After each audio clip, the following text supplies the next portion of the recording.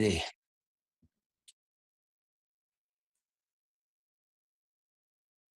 de presentar. Vamos a ver si se logra.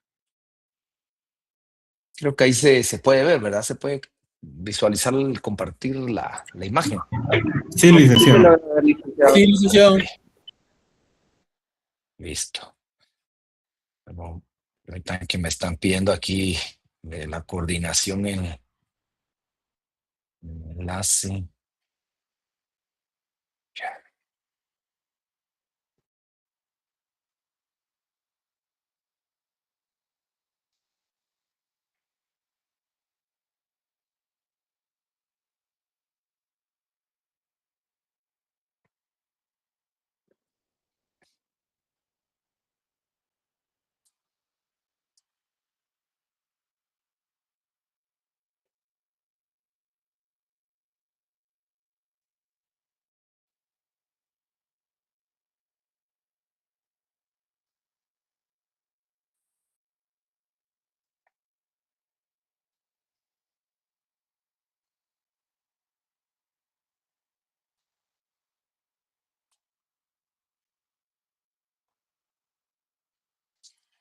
Bueno, en la clase pasada comenzamos ya, hemos venido hablando un poquito entonces de lo que es el curso de la lógica jurídica.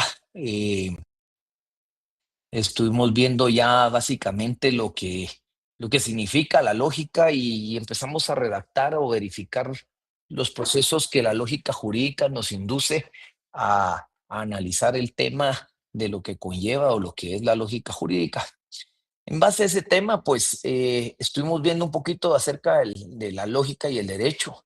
Eh, ya básicamente para poder entrar aquí a temas de conceptualización de lo que induce lo que es la lógica en sí, pues estuvimos viendo aquí evidentemente que el derecho, pues como lo dice, trasciende a una concepción reducista por un mero catálogo normativo y creo que lo hicimos como ejemplo la forma de entender el ordenamiento o la estructuración de nuestro razonamiento lógico que lleva a cabo todos los días con el fin de crear esa argumentación.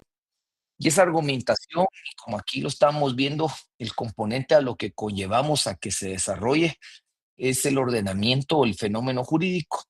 La formulación puramente legislativa, que era lo que vimos en el ejemplo en la clase pasada, cuando hablábamos de la tutela, ¿verdad? ¿Cuál es el problema, etcétera? Un caso lógico a donde nos lleva a formular legislativamente en ley o en norma lo que corresponde a una solución de la argumentación jurídica.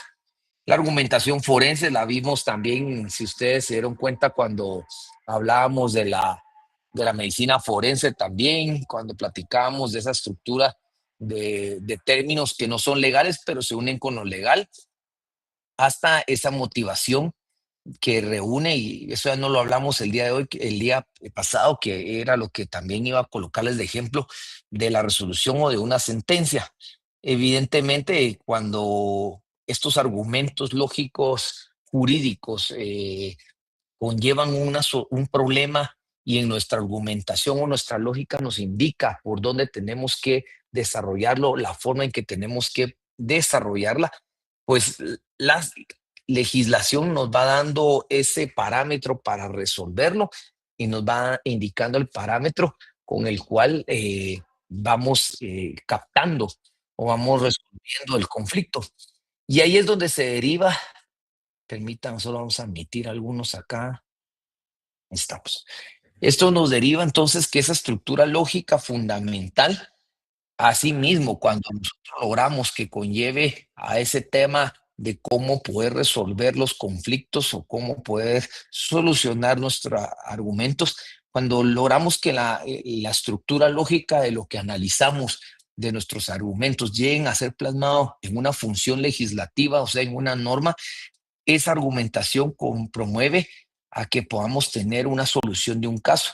Y usualmente cuando hay una solución de un caso, pues en el derecho lo encontramos en lo que es la sentencia. Y en la sentencia podemos encontrar la forma, los mecanismos que se suelen desarrollar en el tema o en el conflicto de la solución de una de un fenómeno, de un problema de naturaleza o de naturaleza jurídica. Diera el caso que volvemos al tema que estábamos hablando el caso pasado, la semana pasada, sobre la tutela, ¿verdad? Se presenta un caso donde encontramos el inconveniente de que cierta persona mayor de edad, al cumplir la mayoría de edad, no hay nadie quien lo cuide, no hay nadie que lo proteja. Sin embargo, podemos determinar que tiene o que posee posee uno de los solos padres de familia, pues evidentemente nos vamos a la función legislativa, y en nuestra función legislativa vimos ahí en el segundo párrafo que aquellos mayores de edad que no poseen, que necesitan el resguardo y la protección de una persona siendo mayores de edad, pero con un estado de incapacidad. Bueno, y aquí legalmente ustedes ya han oído el término de interdicción, pero con un grado de incapacidad, pues la ley nos indica quién es el obligado a hacerlo. Y de hecho genera hasta un orden, ¿verdad? Evidentemente para eso están los juzgados de instancia civil, que al resolver o al declarar la tutela va a indicar a quién le corresponde conforme a derecho, en la protección de esa misma. Esa argumentación entonces jurídica que nos hacemos mentalmente, y que hicimos ejercicios mentales en la clase pasada, nos llevan a tres elementos necesarios que aquí están en la diapositiva ahí plasmada, que para mí son tres elementos esenciales que conlleva la expresión de una lógica y una argumentación: la coherencia, la predictabilidad y la justicia.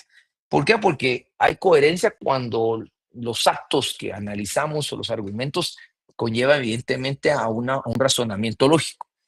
Y una predictibilidad porque en la legislación lo vemos contemplado y hay una norma que nos va a empezar a decir cuál es el resultado y cómo debemos resolverlo. Y es justicia porque ustedes usualmente, ¿dónde está resuelta la justicia? ¿En dónde podrían verla de forma objetiva la justicia? ¿Dónde la ven objetiva? No subjetiva, sino objetiva. En la ley, en la norma. La justicia. Si usted tiene y presenta un caso ante el juez, ¿dónde se resuelve? ¿Por medio de qué? Una Desde audiencia, un juicio. Un proceso un judicial. juicio, ¿Y un proceso judicial en qué termina? juicio, La un juicio. En sentencia. una En una sentencia. sentencia. En una sentencia, ¿verdad? Y ahí es donde vemos esa justicia verificada y redactada en el término común, en el término normal de la resolución. Con esto, ¿qué les quiero decir yo? Como les decía, es un curso someramente técnico, práctico, evidentemente un poco, y hasta el curso se llama lógica, pero es un curso lógico, porque lo que vamos a hacer aquí es esa estructuración de esos términos. De hecho, vamos a ir viendo aquí cómo vamos logrando ver que se maneje el tema, ¿verdad? Ahora, lo que ya básicamente en la clase pasada también empezábamos a ver es la forma en que se comenzó o se empezó a realizar este fenómeno, ¿verdad? Ya habíamos hablado de los filósofos y toda la antigüedad, pero evidentemente los antiguos filósofos establecieron reglas de razonamientos divididos, porque habían argumentaciones válidas y argumentaciones que no eran verdaderas. Permítame un momentito, juez, permítame.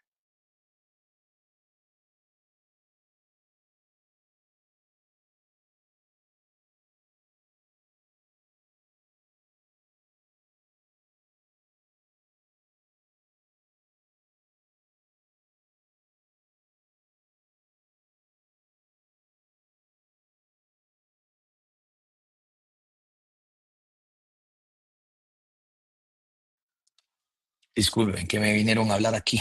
Entonces, esos razonamientos válidos o la forma correcta nos habían dado a entender de que había un contenido que era verdadero. Y donde iniciaba la diferenciación entre el razonamiento válido y un razonamiento obviamente inválido.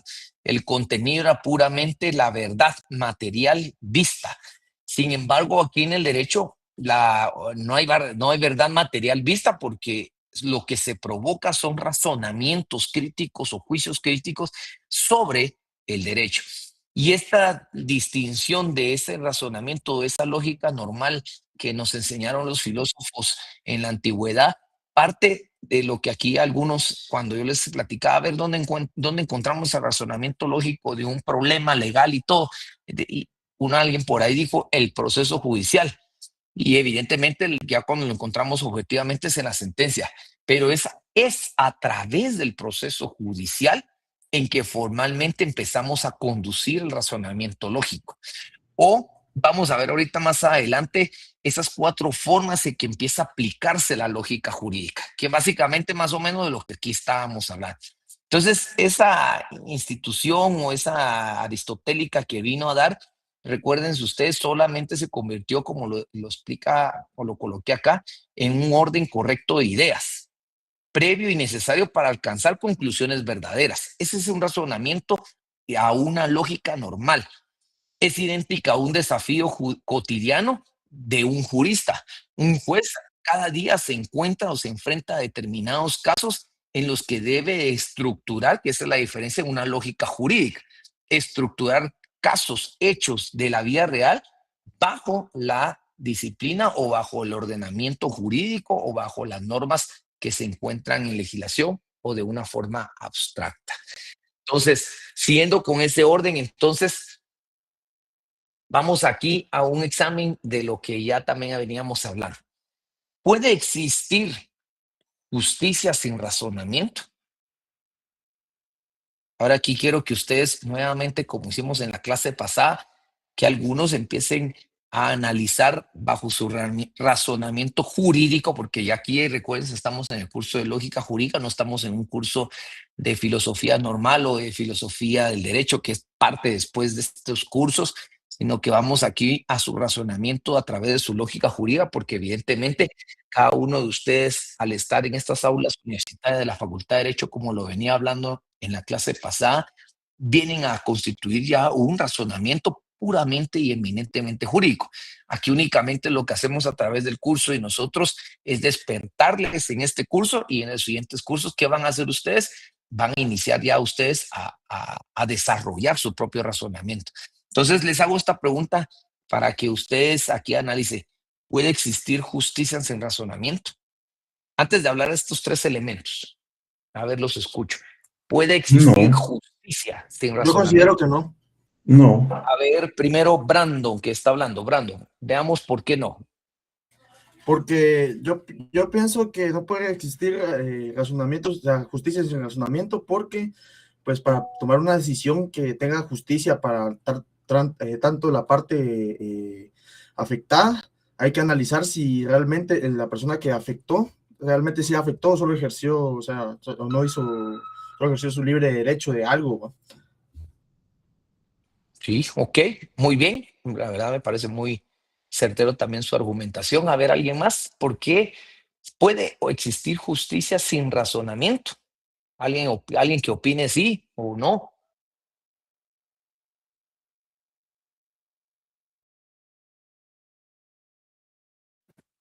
Nolik, Marco, ¿por qué no? eh, debe de existir un conjunto de premisas que deben ser válidas o falsas eh, para poder crear un razonamiento lógico. Y considero que para aplicar las leyes, siempre los jueces siempre van a usar el razonamiento lógico para poder hacer las concatenaciones de que si esto pasa, entonces esto también pasó, entonces llega a una conclusión. Entonces, creo que sí, sin razonamientos no existe la justicia, siempre va a existir un razonamiento. Bueno, muy bien. Gracias a los dos, Fernando, Marco, ahí que están participando.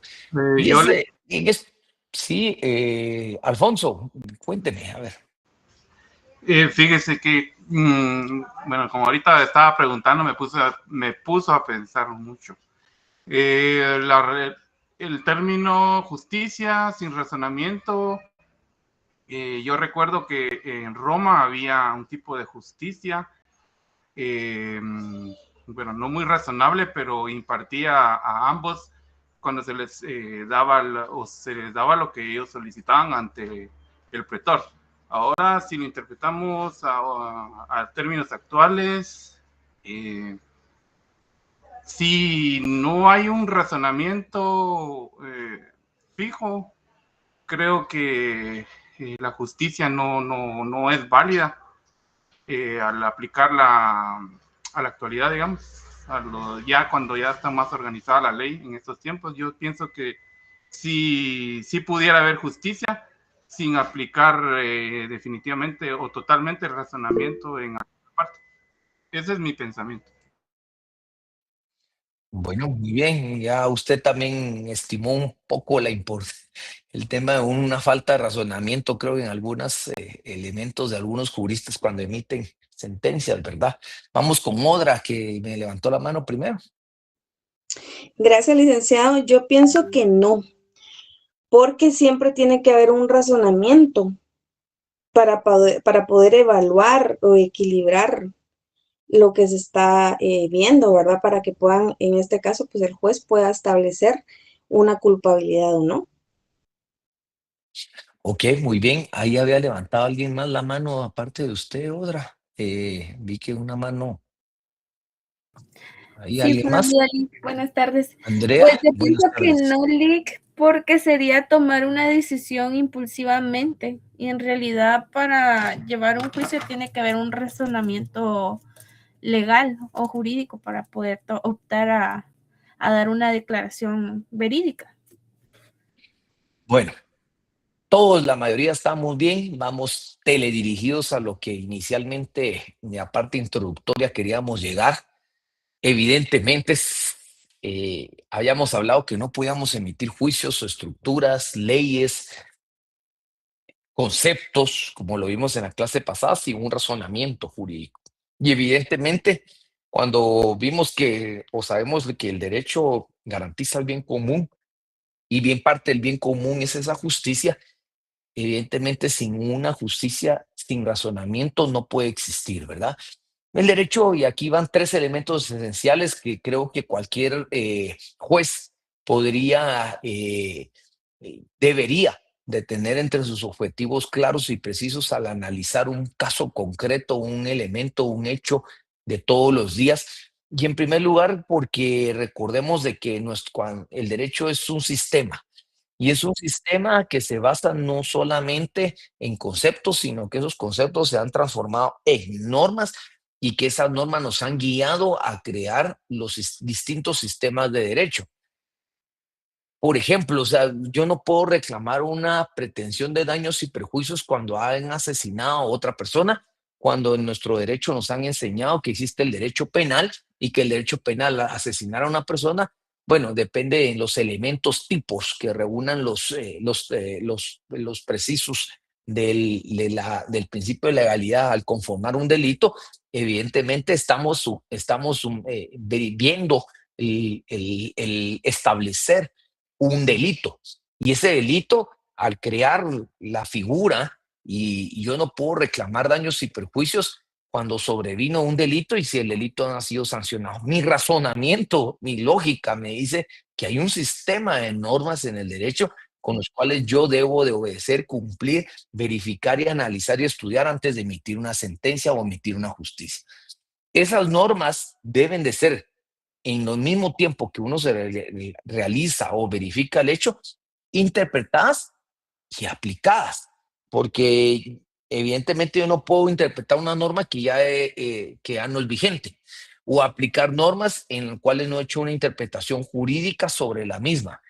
La misma norma cobra, pues eso que aquí lo colocaste, cobra vida porque cuando la interpretamos, cuando la aplicamos, se convierte de un derecho subjetivo a un derecho objetivo y evidentemente encontramos normas que popularmente podemos decir cobran vida dentro del Estado. Y al cobrar vida, pues evidentemente encontramos que al analizar y crear un sistema de normas sobre esa interpretación y la aplicabilidad en ese razonamiento que nos permite emitir una sentencia. Y que ello, para hacer ese tema del razonamiento, la interpretación de la aplicabilidad, entender el sistema, es lo que aquí estamos estudiando, la lógica jurídica. Sin lógica, no me va a entender. Entonces, su lógica le dice, yo no puedo emitir una sentencia sobre daños y perjuicios cuando sé de que de por medio existe un delito, inicialmente hablando. La lógica me va a contemplar interpretación cuando la norma me indica qué es lo que yo debo aplicar sobre un caso concreto. Sí, entonces no puede existir la justicia sin ese razonamiento. Y aquí le coloco un caso, un ejemplo clásico como se desarrolla nuestra norma. Nuestra Constitución reconoce derechos fundamentales, pero cada juez debe interpretar esos artículos para aplicarlos a casos concretos. Sin un razonamiento lógico, lo que existiera fuera una arbitrariedad. ¿Por qué? Porque él puede, sin un razonamiento lógico, puede venir y indicar, no, a él, al sector indígena del lugar tal X, yo no le corresponde el derecho humano del agua, por ejemplo. ¿Pero por qué? Si hay una base fundamental en que se forma nuestro Estado. O, por ejemplo, el tema de la religión. Es un Estado laico, ¿no? ¿Verdad? Que aquí no puedo interpretar la norma porque aquí es eminentemente un Estado católico y solamente puede interpretarse las leyes católicas. No, no, no. ¿Qué es lo que dice aquí? Pues que evidentemente que la lógica jurídica, nuestra Constitución, nos dice que hay derechos fundamentales. Para un sector, no, es un derecho fundamental para todos. Y el juez debe interpretar esos artículos en casos concretos con lógica para que eso no provoque una arbitrariedad. Entonces, pero a ver, Ronald, explíquenos, aquí me escribió, pero le doy la palabra. Sí, en este aspecto, como Ahí usted, está, Ronald. en este aspecto, como usted indica, cuando los jueces dan su propia interpretación de las leyes, valga la redundancia, no es ahí donde el derecho se convierte en subjetivo, porque estamos Nuevamente, recibiendo. ¿cómo? Perdone, me perdí ahí con usted, a ver. Sí, Ajá. no es ahí donde el derecho se puede ver como que el derecho es subjetivo, porque eso es una interpretación de alguien más, dado a ¿Un las caso leyes, ¿no? concreto o cómo me lo habla? Sí, en un caso concreto. Como por ejemplo. Por ejemplo, cuando un juez va a interponer una pena, pero él dicta las circunstancias en que el culpable lo va a pagar, dígase en la casa, dígase en un centro preventivo, ya es una interpretación de la persona acerca de cómo va a aplicar la ley. Entonces ahí se vuelve un subjetivo, o sea, hay una línea base. Yo lo interpreto así. Hay una Vayamos al caso que usted expone. El tipo de la sentencia o el tipo de la medida o el tipo de la sanción que repercute una norma. En el derecho civil no hay pierde, ¿verdad? Ustedes, porque ustedes cuando vean procesal civil, vean el tema de los juicios orales, los juicios sumarios. La norma civil tiene un carácter por su aplicación, porque recuerden que es una aplicabilidad entre las personas y los bienes y los derechos o los contratos. eh, Tiene una aplicabilidad de normas sancionatorias directas, ¿verdad? O sea, no vemos como en el derecho penal que ustedes pueden ver varios tipos de sanciones, como usted, Ronald, lo estaba explicando, ¿verdad? Una sanción económica, háblese de la multa. Bueno, aunque el término de la multa, recuerden ustedes que cuando lo vean en derecho penal o cuando hagan terminado su derecho penal, van a encontrar que al final los últimos títulos del Código Penal se dividen en delitos y faltas y que las faltas son sancionadas únicamente con multas. Por ejemplo, ese caso exclusivamente la norma me está dando una interpretación directa de decirme qué tipo de sanción se debe aplicar. El valor pecuniario, o en el caso como Ronald lo dice aquí, ok, vamos a la emisión de una sanción por un plagio secuestro de 5 a 15 años, ok. Eh, eh, 3 delitos tipificados en el plagio y secuestro. Resulta que la persona hubo un plagio y secuestro y que encima de todo hubo un homicidio, pues no fue doloso, sino culposo, porque el hecho del plagio y secuestro provocó la muerte. Sin embargo, vayamos al plagio y secuestro, nos interpreta también qué sucede si el caso de la persona fallece.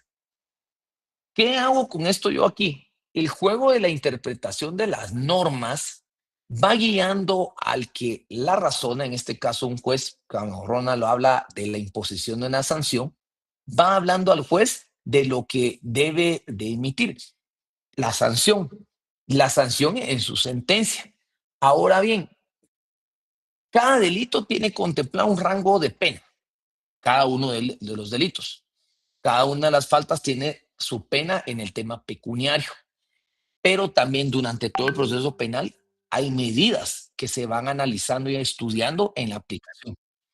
Evidentemente lo que Ronald está no preguntando, sino que confirmándome, es que recuerden ustedes que el análisis de eso conlleva una interpretación jurídica y es lo que, y aquí me agrada que ya estén en ese juego ustedes de la lógica y que lo estén interpretando, porque es lo que queremos al final de este curso, emitir un juicio jurídico. ¿Y dónde emitimos ese juicio jurídico? Cuando nuestra argumentación, nuestra interpretación y la resolución del conflicto nos logró identificar la composición de un determinado juicio. Ok, ¿y cuál va a ser el juicio de un juzgador al emitir una sentencia? Un grado de culpabilidad. Simplemente. ¿Culpabilidad en qué sentido? Ok. Ciertos tipos se reunió para el plagio o secuestro, ciertos tipos recuerden ustedes que son los elementos que se componen un delito, ¿verdad? Ciertos tipos que confirmó el cumplimiento de un homicidio culposo, etcétera. Y que esos tipos me conllevaron a decir, en mi juicio jurídico, de dictaminar, evidentemente la persona es culpable de los delitos de plagio, secuestro y homicidio culposo. Vamos a la emisión de la sentencia o la pena. En la pena, recuérdense, bueno, eso ya no tiene nada que ver porque no quiero entrar a procesar penal aquí, ustedes ya van a ver las fases del proceso penal, el juicio oral, el debate, la sentencia y el traslado hacia un tribunal de sentencia, porque el primer juez que se denomina juez contralor dentro del proceso penal, y en la emisión de la sentencia pues ya es un tribunal y es un órgano colegiado el que emite la sentencia. En la emisión de la sentencia a través de la escucha de un juicio oral se determina entonces la argumentación jurídica para dictaminar. Por eso ustedes en una sentencia, a todos aquellos que la han tenido a la vista o que han podido ver una sentencia, ven que hay una argumentación de la sentencia. La sentencia no se compone simplemente con 3, 4 líneas, decir, se tiene aquí a la vista para resolver el señor contra Ronald tal fulano por el delito de homicidio declarándose culpable. No, ustedes ven una sentencia, en la sentencia hay una emisión de antecedentes, ¿verdad? Ya ustedes van a ver la estructura de una sentencia, pero a través de una sentencia hay una enunciación de antecedentes, de desarrollo de todo lo que permite. Ah, sí, perdón, aquí me pico yo hablando, Maite, y no le doy admisión aquí a todos. Me pongo aquí listo, ya está. Gracias, Maite, por avisarme.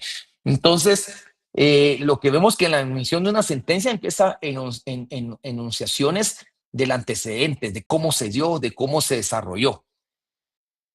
Cuando vemos la estructura de la sentencia, vemos una estructuración de juicios que resolvió y que analizó el juez en ese momento, que se analizó para resolver la parte final. Esos juicios me fueron determinando la interpretación que hice de la norma jurídica con el hecho que tengo relacionado. Cuando yo interpreto y encuentro y le empiezo a dar argumentación y razonamiento lógico a lo que estoy viendo, a ese hecho concreto, empiezo a provocar una argumentación jurídica al tema. Entonces ustedes empiezan a ver en la sentencia una argumentación jurídica al indicar que se determinó que el señor fulano de tal, evidentemente se comprobó que ese día estaba ubicado en tal lugar, en tal dirección, y en ese momento, a la hora que las pruebas presentadas evidenciaron que estaba ahí. Y ahí viene otra parte de la estructura de una sentencia o esa argumentación jurídica, la valoración de pruebas. ¿Qué consiste? Sí, se valoró una prueba balística en la que se determinó que las huellas del arma encontrada en el momento donde se encontró también don Luis y se detuvo, detenía las huellas de don Luis y que era un arma registrada a nombre de don Luis, la valoración. Miren cómo estoy haciendo mis estructuras lógicas, estoy primero haciendo mi razonamiento lógico para conformar estructuras. Ahora estoy dándole valoración de pruebas a mi estructura para caer en esa argumentación jurídica con la cual voy a dictaminar. Entonces, ¿qué pasa? En la parte penúltima, tal vez de una sentencia, usted empieza a encontrar el razonamiento jurídico evidente con lo cual el juzgador, en este caso, llegó a la conclusión X o Y o Z. ¿Cuál es mi argumentación? Evidentemente, la prueba valorada en el apartado tal y tal comprobó que don Luis sí fue el que realizó el disparo. Por ende, se tipifica de que hubo un dolo, una intención. ¿Y qué es un dolo? Esto y esto y esto. Entonces, la intención se comprobó con esto y esto y esto, bajo el antecedente que se comprobó bajo esto y esto y esto. Por ende, entonces yo, bajo el cumplimiento de los tipos de homicidio, por ejemplo, doloso, le digo, el señor Luis Pérez se declara culpable del delito de homicidio y la. ¿Qué hago yo con aquí, Ronald, que usted nos empieza a explicar? Y qué bueno que nos redactó este tema, porque creo que ahorita lo que les di un ejemplo, porque yo les había colocado el ejemplo ahí de las normas fundamentales de la Constitución Política, que por razonamiento lógico debería ser un razonamiento general, porque si no se vuelve arbitrario, lo decía yo. ¿Y en qué sentido? Porque aquí, yo lo estoy hablando muy general de derecho constitucional, pero lo que usted, Ronald, me ayudó pues a hablarlo en el tema del derecho penal. Y si quieren verlo así, la estructura lógica de lo que yo analizo es lo que hacemos todos con el derecho. Vámonos al punto que ustedes fueran abogados defensores. Perdón, vamos a abogados acusadores, hablando de la parte que Ronald nos pedía acerca de cómo, el tipo de sanción que va. Ok, si ya le vi un grado de autoría, se declara culpable, etcétera, ok, viene la parte acusadora en el sistema penal. Y en el ejercicio de la acción pública penal, usted, dentro de sus argumentos como acusador, tiene que determinar y indicar, ok, si se determina que es culpable, señor juzgador, lo que usted le pide cuando en argumentación oral le dice al juez, solicitamos de que sea declarado a la máxima sentencia que promueve el delito de tal, que son de 15 años, que se le sume con... Ok, pero si en todo el proceso, ustedes ya saben que son agravantes y atenuantes. ¿Ya vieron en Derecho Penal 1? Ya, ¿Ya saben? licenciado. Suben y bajan la pena. Ya le, Bueno, ya le. entonces, por ejemplo, que entonces va, ok, yo soy el acusador y pido la máxima expresión de la sanción sobre el delito que fue confirmado. Pero si hubo una sola atenuante en el transcurso o ciertos elementos que no pudieron contemplar, por ejemplo, que fue entre una riña la que ocasionó, o sea, la otra persona pudo haber ocasionado el giro de la ira de toda la persona. No estoy hablando de la arbitrariedad, estoy hablando de razonamientos. Y en que ese razonamiento me da un atenuante, como jugador le digo, ok, usted me pide 15 años, yo lo sentencio a 8 años, a la mitad, por ejemplo, ¿verdad? Son 7.5, 8 años. ¿Por qué?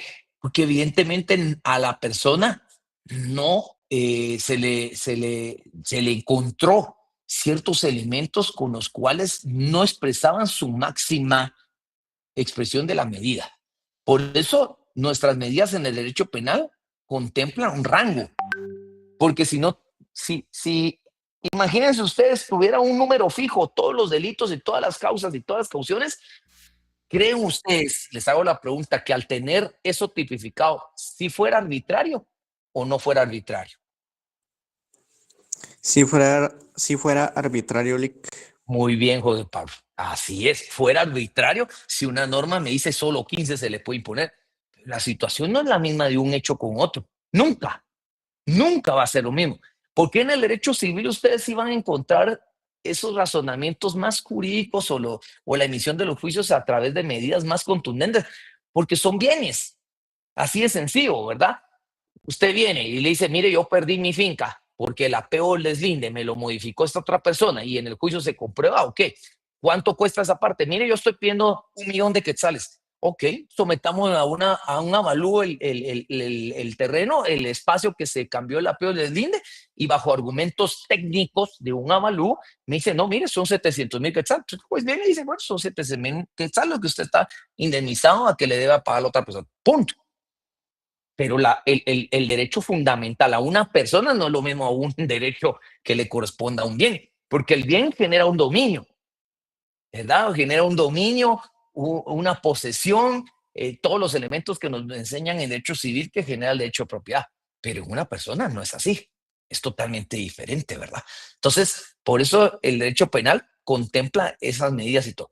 Pero qué bueno que estamos viéndolo así, porque quiere decir que ustedes mismos sí están provocando su propio razonamiento jurídico del mismo y que evidentemente eso es lo que quiero lograr con este tema, ¿verdad? Aterrizando un poquito entonces el concepto de lógica para ya hablar un poquito también de lo que ustedes vieron en el libro que les dejé ahí, espero que hayan dado lectura. Simplemente y en términos más sencillos, el concepto de la lógica se desprende en una disciplina que va a estudiar las formas válidas del razonamiento. Les pongo esa linita, a ver, díganme ustedes qué entendió por esa linita. Disciplina que estudia las formas válidas del razonamiento. ¿Qué le da a entender eso? A ver, compañeros. Algo que por lógica está bien, Lick. Algo que por lógica está bien. Ajá, o no está bien, Puede ¿va? O ser. sea, digamos que va a ser verdadero o no verdadero, ¿va? Es por lógica que, por ejemplo, que si yo saco un cuchillo y le meto el cuchillo en el estómago de una persona, estoy haciendo un daño, ¿va? Usted es bastante concreto. Bueno, a ver, muy bien. Bueno, está bien, está bien. A ver, José Pablo. Lick, yo entiendo en esa línea que evidentemente es aquella disciplina que estudia esas reglas propias con las que se debe formar un razonamiento para ser válido, lógicamente, no necesariamente siendo verdadero en el mundo real.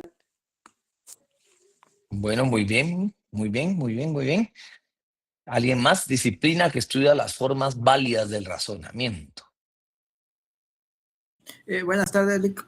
Yo lo veo también como un estudio, una interpretación profunda de las normas para tener ese razonamiento y determinar si es válido o no. Ok, muy bien. Bueno, creo que conceptos muy generales, creo que ustedes lo están entendiendo, está comprensible. Un hábito, dice aquí, no, yo creo que el hábito, recuérdense que desprende costumbres y costumbres, recuerden, ya creo que ese es un término más social. Aquí estamos hablando de argumentaciones y las argumentaciones vienen de nuestros conceptos, de nuestro propio razonamiento. Entonces, ¿y por qué lo ponemos como una disciplina? No es una ciencia, ¿verdad? El derecho es parte de lo que nos enseñaron al inicio que es derecho, nos enseñaron que es una ciencia y otros no, ¿verdad? Considero que en mi punto de vista es claro que el derecho es un conjunto o es una recopilación, etcétera. A ver, doy la palabra aquí a José Pablo y después a Melvin, a ver.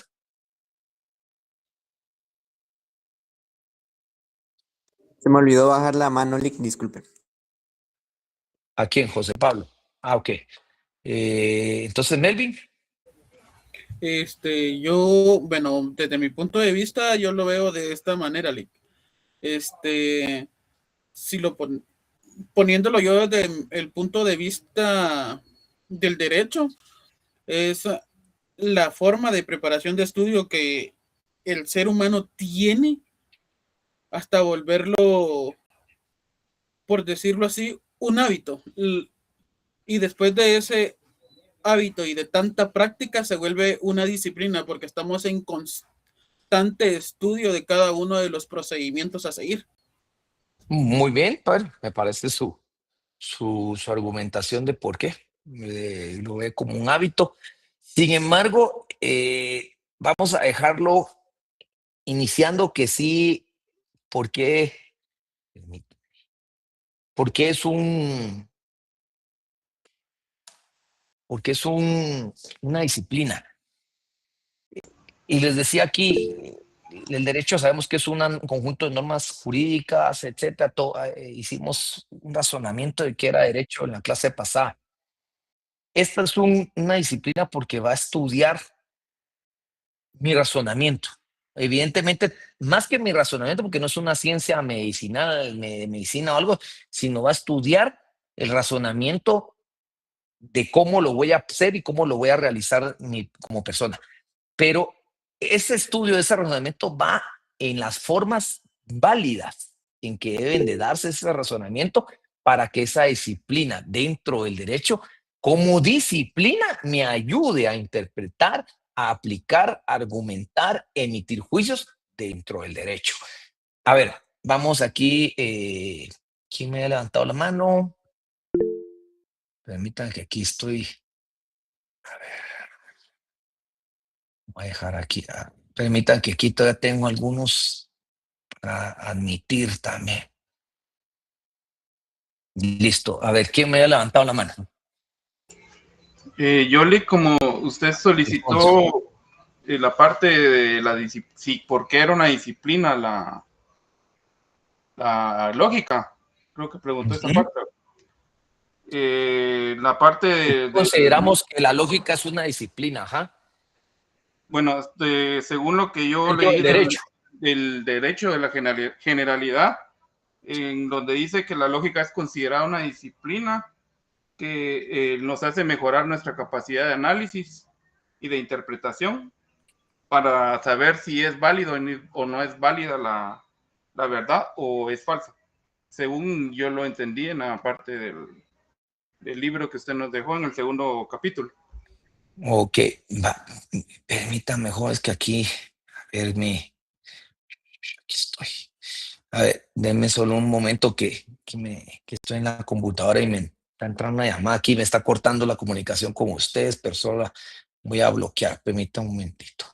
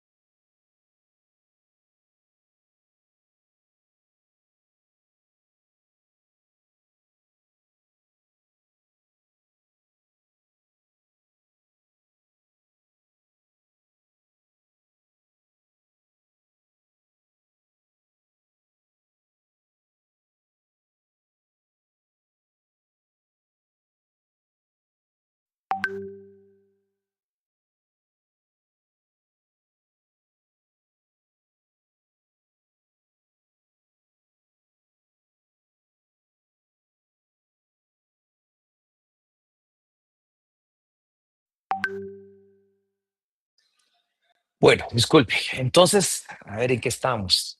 La disciplina, la lógica como disciplina. ¿Quién estaba hablando? Perdón que lo interrumpí, o ya estábamos, ¿verdad? Yo le Sí, Alfonso, continúe si quieren su argumentación, perdón. No, solo con respecto a lo que usted preguntó, que si la lógica es ¿por qué es considerada una disciplina?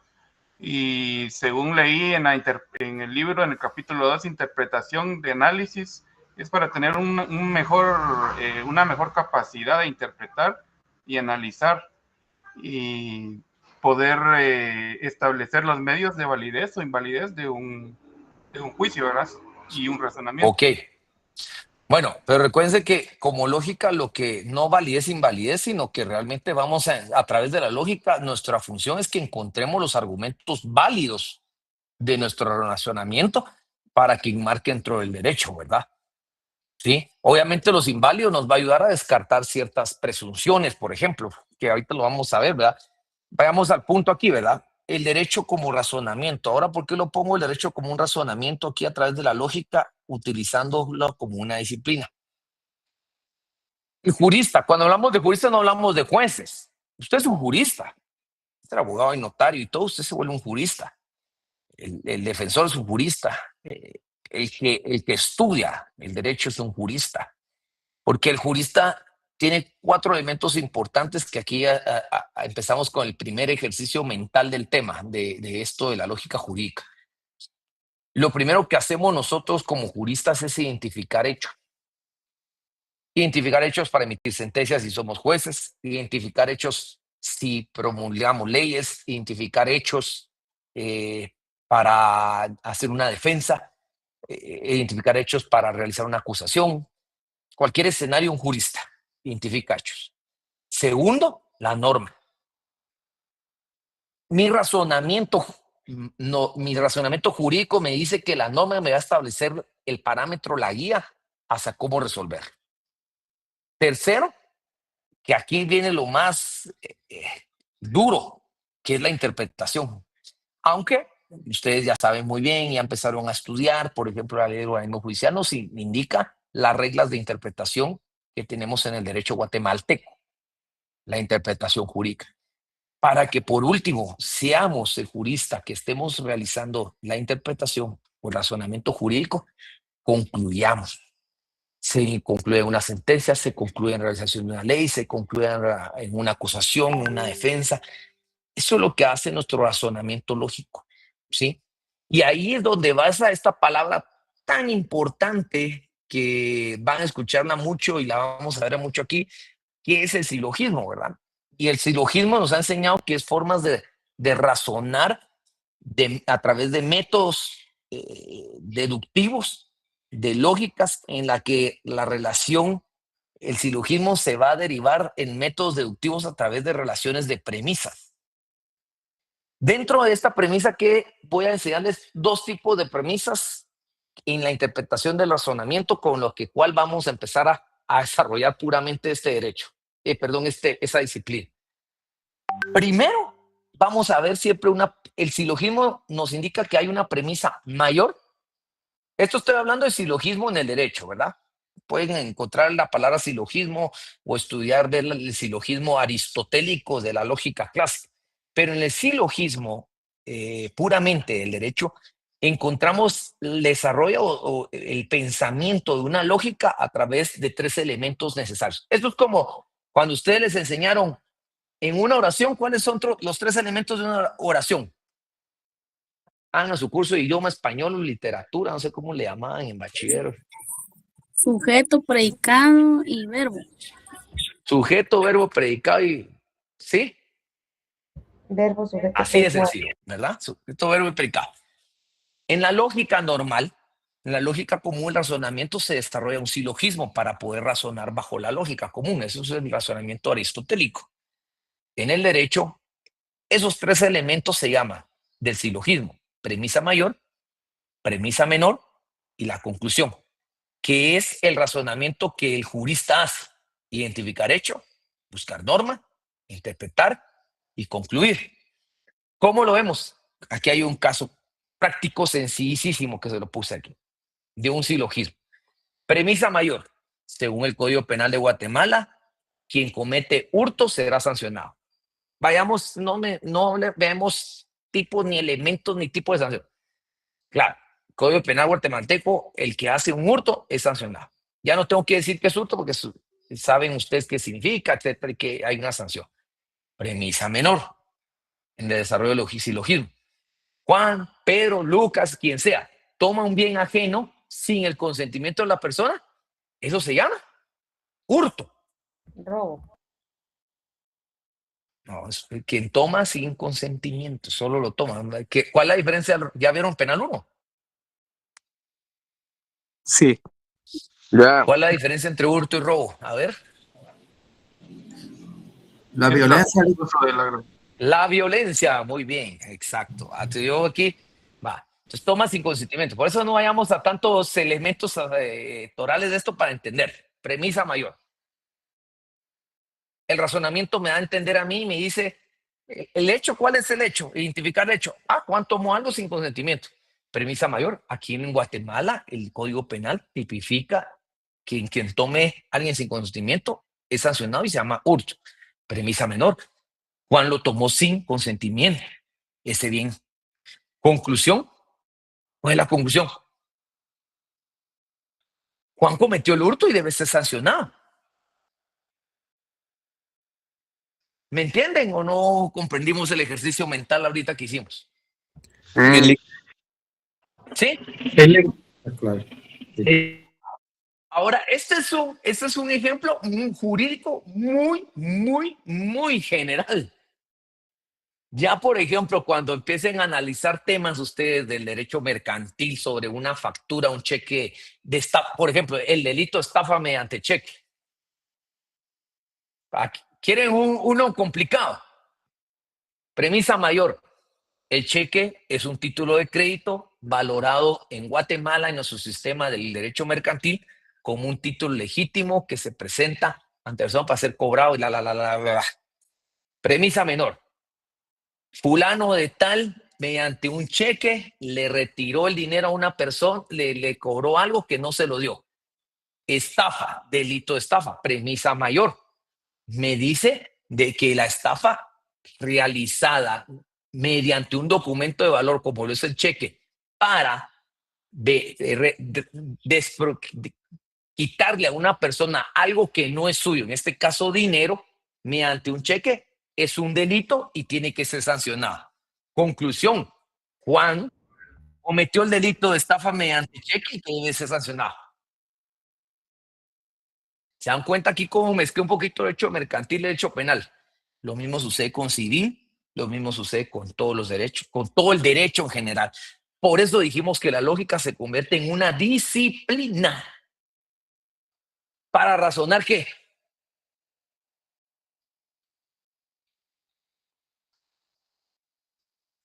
¿Es una disciplina que razona qué?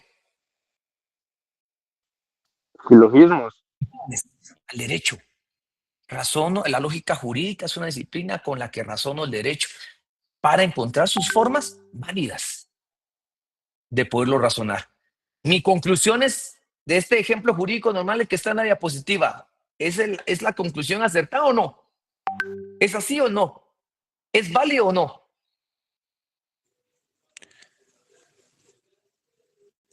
Sí, es válido. Es válido. Sí, licenciado. Entonces, cuando es válido mi razonamiento, mi lógica jurídica está acertada.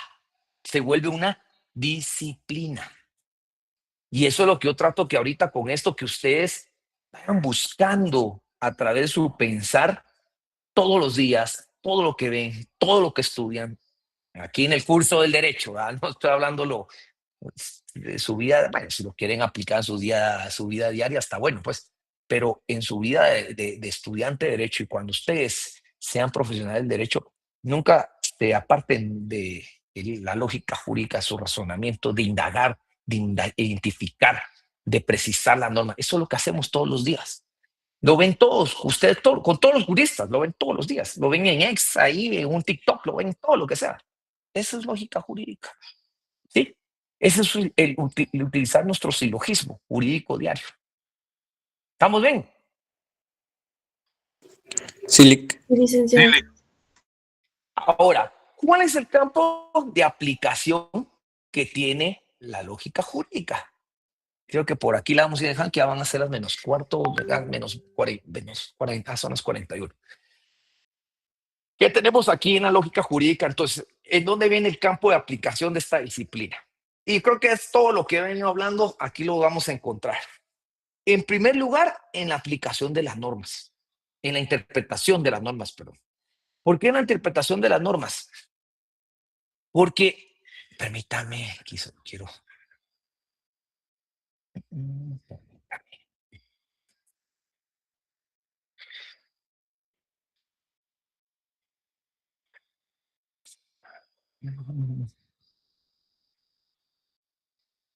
No se escucha.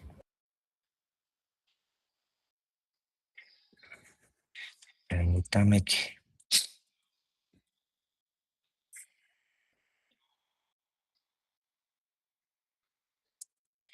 Voy a ponerles aquí un clasito.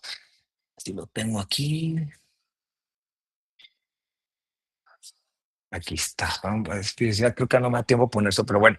Vamos. Primero, la disciplina la vamos a ir utilizando en la interpretación de normas. Yo ahorita le hice con el caso que hablábamos ahorita en el tema de que, don Luis viene, acude a otra persona, le dice que le va a comprar cierto bien, una moto, y le paga mediante cheque. Y le dice, aquí está el cheque, se lo paga y le retira de su posesión la moto, el otro le firma el documento que compró la propiedad y se la traslada y se retira. Cuando don Juan va a revisar el cheque para cobrar el documento, pues evidentemente encontrará que el cheque estaba sin fondos, llama a la persona, no le contesta y empieza a realizar las gestiones pertinentes. Cuando le dicen que no, pues se da cuenta que evidentemente el cheque nunca va a poder ser cobrado. ¿Dónde ingresa? El caso es muy general, súper general, y podemos hablar normal, pero ¿dónde inicia el ámbito de aplicación de la lógica? La interpretación de la norma. Usted llega a una persona a decirle eso, mire, esto me está pasando, interpretación de la norma. Hay un delito que se llama estafa mediante cheque y está regulado en el Código Penal. Hay un cheque, un título que el Código Mercantil me dice que es un título de crédito y que tiene una identificación, un valor. ¿Sí?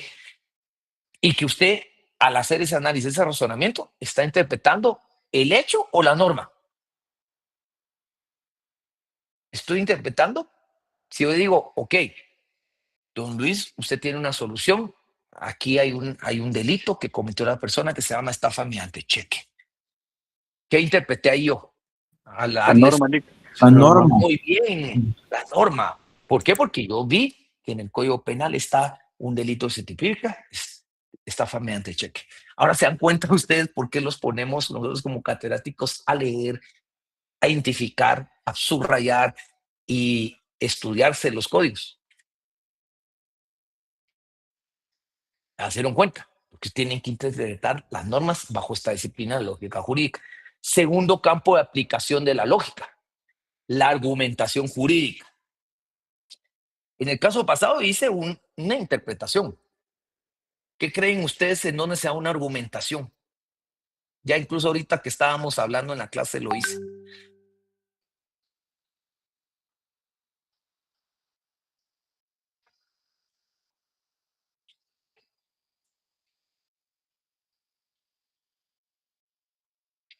¿Dónde se da una argumentación, por ejemplo? Donde indicó que cómo fue la forma en que se hizo la transacción del cheque, la entrega de la moto. Muy bien, pero por ejemplo el caso que yo hice ahorita que utilicé más básicamente para poder hacer la argumentación jurídica en una sentencia. ¿Por qué voy a decirle que el juez es culpable del delito de homicidio culposo? Lo que hice en la sentencia es una argumentación jurídica de mi interpretación. La sentencia es un ejemplo de argumentación. Una escritura pública sobre un negocio jurídico que realicen 2 o más 3 personas es una argumentación jurídica. La defensa de una persona que lo acusa es una argumentación jurídica. La acusación que formula el Ministerio Público en un juicio oral penal es una argumentación jurídica, etcétera, etcétera, etcétera, etcétera. ¿Sí? Tercer campo de aplicación, la resolución de los conflictos normativos. ¿Para qué me sirve la lógica? Resolver conflictos de hechos diarios, cotidianos, bajo la norma. ¿Sí? O sea, cualquier tipo de hecho que se dé diario, bajo la norma, se estipula. El ejemplo, por ejemplo, la detención de un agente de la PNC hacia una persona particular, ¿verdad? Tipo de detención, mire, había puesto registro, no. No es que no había puesto registro, pero lo detuve. Había un tipo de presunción, identifique la presunción de la posible comisión de un delito por el cual usted lo detuvo. Resolución de conflicto normativo, en un apeo o deslinde. Mire, es que la persona me movió mis mojones de mi propiedad y los desvió. El desvío de un río, de un cauce. El Código Procesal Civil y Mercantil me dice las reglas. Resolución de conflicto normativo, lógica jurídica. Y 4, campo de aplicación. Bueno, ya me adelanté, la redacción de una sentencia. Y el ejemplo que les iba a colocar sobre esto, en la norma, les hago un ejemplo de este campo de aplicación. ¿La Constitución garantiza la libertad de expresión, sí o no? Sí, licenciado. ¿Sí? Alguien que tenga ahí a la mano el artículo, que me lea libertad de expresión, que es entre los primeros derechos de los derechos humanos de la Constitución política, derechos fundamentales. ¿Qué es la libertad de expresión?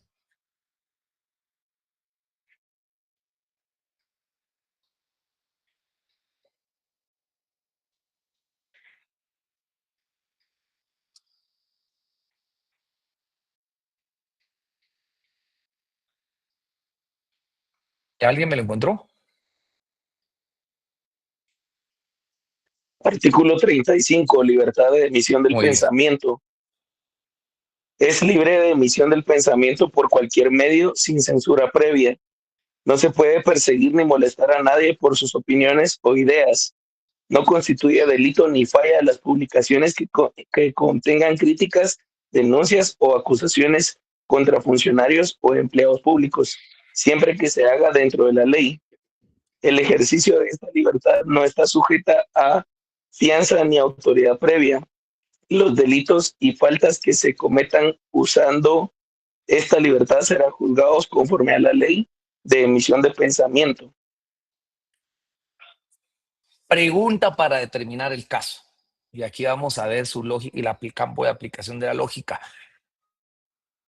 Pregunta al millón. ¿Puede un periodista, de conformidad con este artículo que leímos, puede un periodista criticar a un funcionario público? Sí. Sí, sí lo puede. Sí puede. Está libre. Sí, Alejandra, a ver. Pues como criticar como tal, pues no sería la palabra, pero sí, con base a la ley, sí ellos pueden emitir cierta información de empleados o de personas que están en el rango de gobierno, ya que la ley lo permite, ¿verdad? Ahí lo dijo usted de último, la ley lo permite. Su razonamiento le dice que sí lo permite, pero aquí hay 2 elementos necesarios que determinamos en este alcance de ese razonamiento en lógica jurídica. Vean lo que dijo Alejandra. El alcance de la norma hasta dónde puedo y que hay límites. El artículo lo dice. Busquen ustedes dónde lo dice. A ver, no lo dice porque no habla la norma, pues, pero ¿dónde lo establece la persona que me ayudó a leer el artículo 35, 36 de la Constitución? Puedo ver que acá en el segundo punto dice no se puede perseguir ni molestar a nadie por sus opiniones o ideas. Pero vamos al caso de los funcionarios.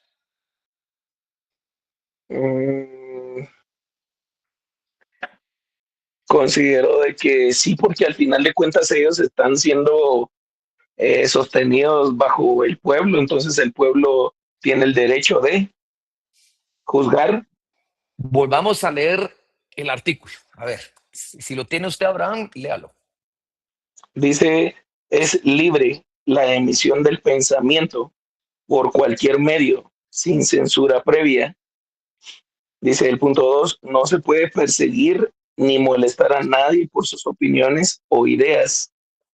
El punto 3 dice, no constituye delito ni falta las publicaciones que contengan críticas, denuncias o acusaciones contra funcionarios o empleados públicos.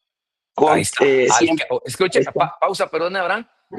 Ahí está el alcance de la norma. Uh-huh. ¿Hasta dónde? Ok, continúe.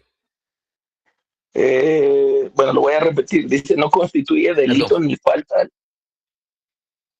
Dice, no constituye delito ni falta las publicaciones que contengan críticas, denuncias o acusaciones contra funcionarios o empleados públicos, siempre que se haga dentro de la ley.